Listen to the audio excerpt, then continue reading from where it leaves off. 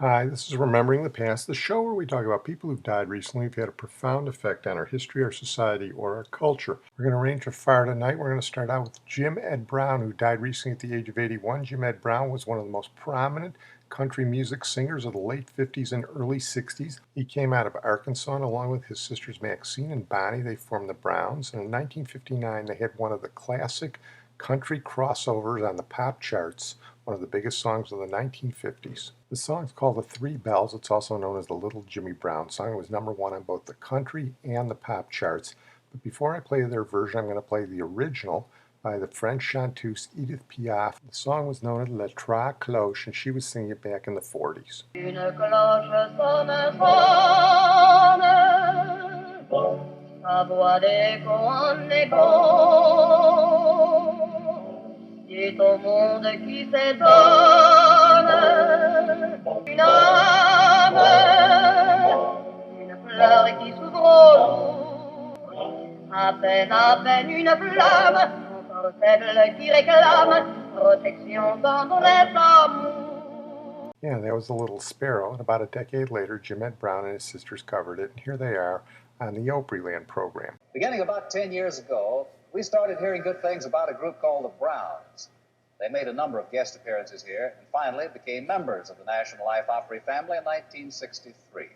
Here they are now, Jim Edward, Maxine, and Bonnie, the Browns. There's a village hidden deep in the valley, among the pine trees half forlorn, and there on a sunny morning, little Jimmy Brown was born. Bum, bum, bum, bum. And the songs that they were singing was for baby Jimmy Brown. Lead us not into temptation, bless this hour of meditation, guide him with eternal love. In those days before the Beatles, there was a lot of crossover between country and rock. They had another big hit. It wasn't quite as big as Jimmy Brown, but it was still a memorable song called The Old Lamplighter. He made the night a little brighter wherever he would go.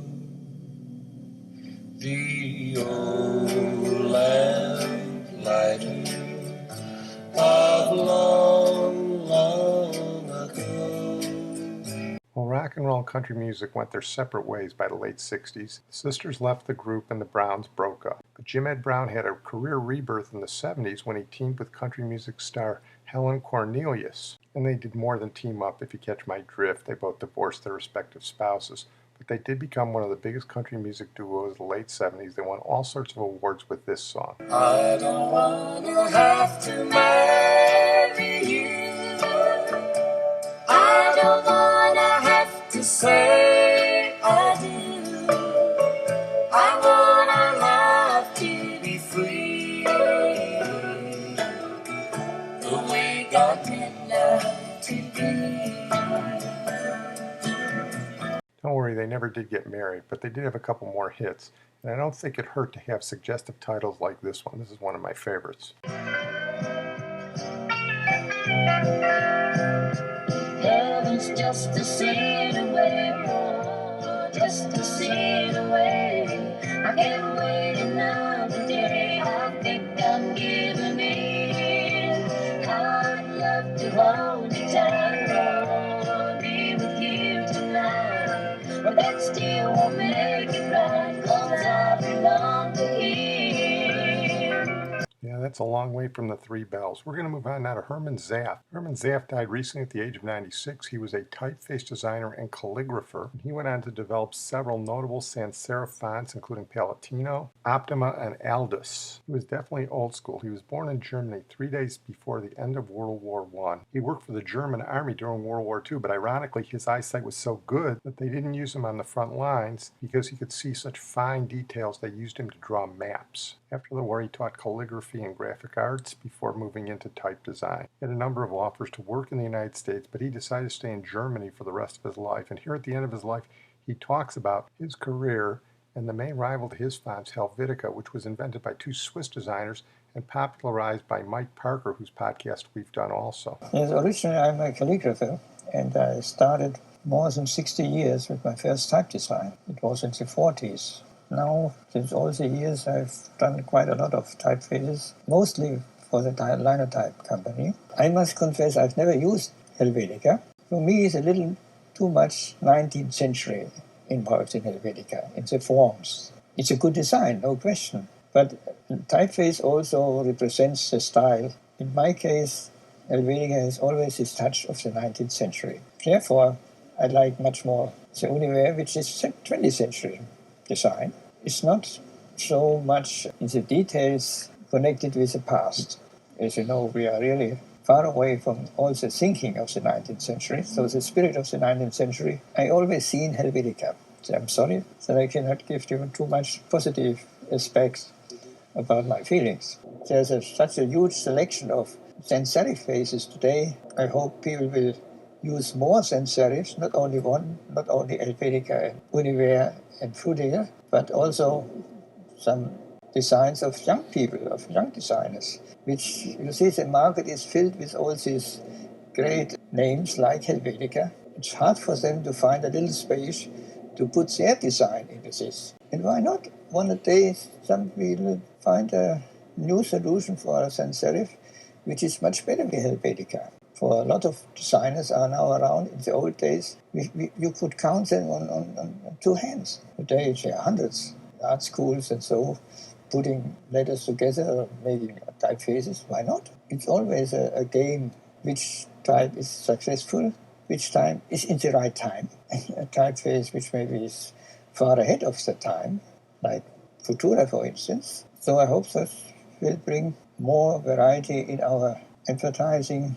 It's maybe a little too critical, I would say. Not always should be used Helvetica. There are lots of other good faces around. Hermann Zapf passes the torch. We're going to move on now to our feature tonight, Ruth Duskin, or she was known by her married name, Ruth Feldman, who died recently at the age of 80. Ruth Feldman was a nice Jewish girl from the south side of Chicago, and she was one of the Quiz Kids. Quiz Kids was a popular radio and TV series of the 40s and 50s, created by a Chicago public relations executive, and it featured kids with very high IQs, sometimes over 200, answering very, very hard questions. Little Ruthie Duskin was one of them, and she was among the most brilliant. Her IQ was supposedly over 200. Quiz Kids was sponsored originally by Alka-Seltzer. It was first broadcast in June of 1940, and it continued on radio for the next 13 years, and it was on television on NBC and CBS from July of 1949 to July of 1953. Came back again for a brief time in 1956. As I said, you get kids from all over the local Chicagoland area. You get them from Roosevelt and New Trier and all these grade schools.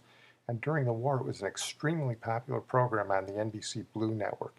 Here's a little bit of a broadcast featuring Ruthie Duskin from February 1943, and even then you could tell how brilliant she was. And at the end, you hear a little bit of NBC's biggest star, who used to come on the show every once in a while to liven things up with his comedy, a nice Jewish boy from Waukegan, Benny Kubelski, a.k.a. Jack Benny.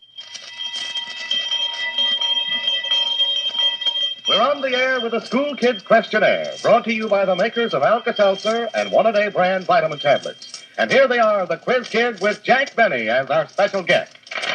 5 quiz kids, get ready for those examination questions you listeners sent in. And if you hear your name on a question, you know a Zenith Portable Radio is on its way to you. Because we give a Zenith Portable for every question used on the show. Under the tutelage of our chief quizzer himself, Joe Kelly. Thank you, Fort Pearson. Good evening, everyone. We get on with roll call. Harvey? I'm Harvey Bennett Fishman. I'm 12 years old and in the 8th grade at the Bradwell School. Margaret? I'm Margaret Merrick. I'm 14 years old. I live in Western Springs, and I'm a sophomore at Lyons County High School. Richard? I'm Richard Williams. I'm 13 years old, and I'm in the 8th grade at Roosevelt School, East Chicago, Indiana. Ruthie? I'm Alessandra Duskin. I'm 8 years old, and I'm in 5th grade at the Parkside School. Well, let's see if we can't get something further on Ophelia here. Ruthie? What do you mean by off the beam? Well, that means, a little bit text in the upper story up here, see? She drowned herself.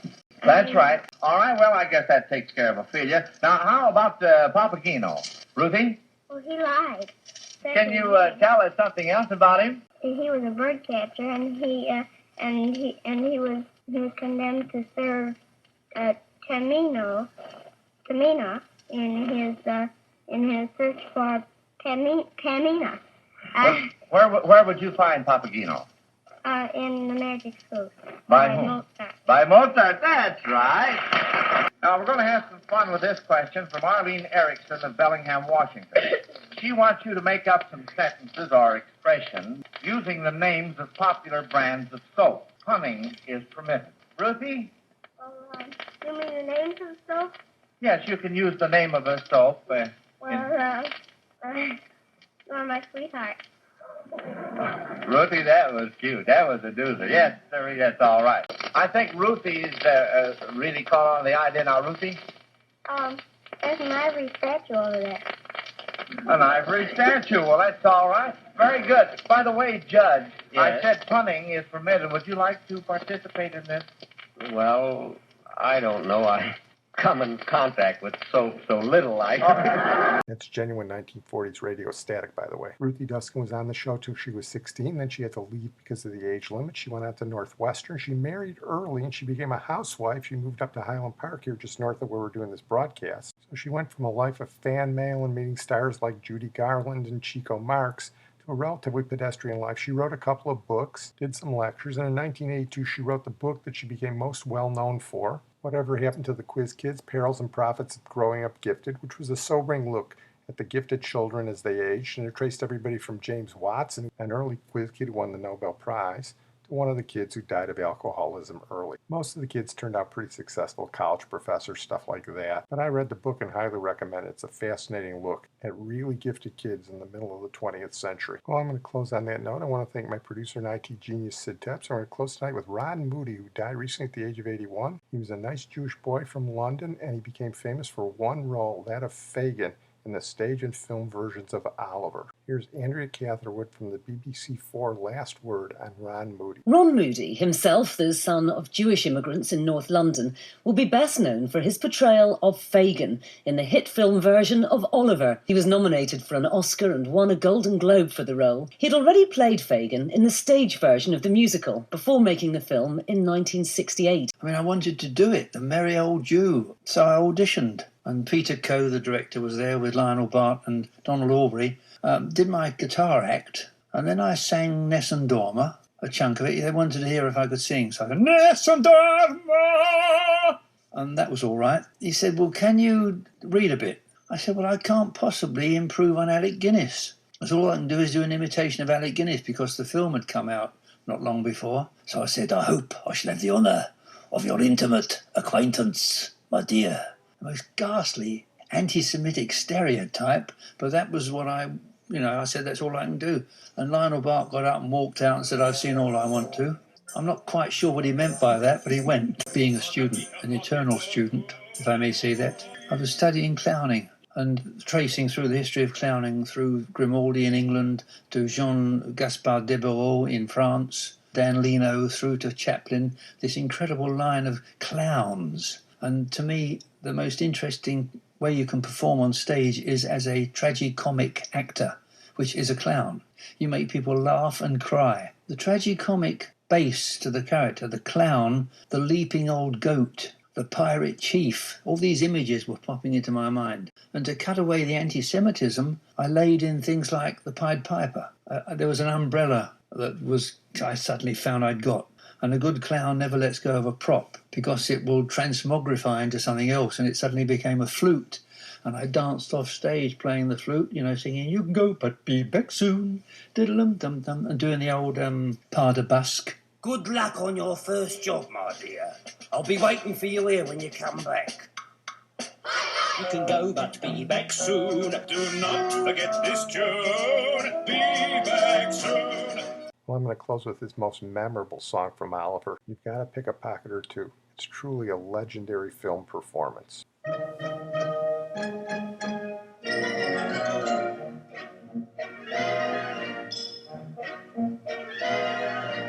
In this life, one thing counts, in the bank, large amounts. I'm afraid these don't grow on trees. You gotta pick a pocket or two. You gotta pick a pocket or two, boys. You gotta pick a pocket or two.